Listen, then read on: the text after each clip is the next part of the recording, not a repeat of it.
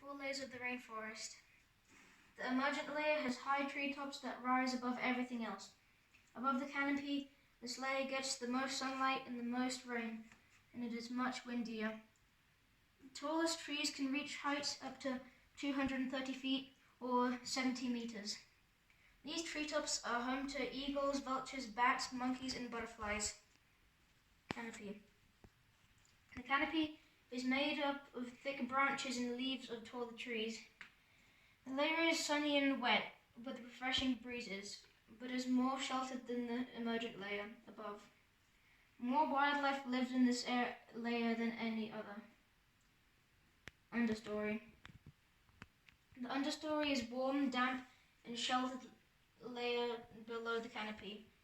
Leafy bushes, shade-loving plants, and short trees provide the cover for sloths, jaguars, and small animals such as frogs. Forest floor. The forest floor is the darkest and dampest layer. Dead leaves fallen from the trees above cover the ground and are fed upon by fungi.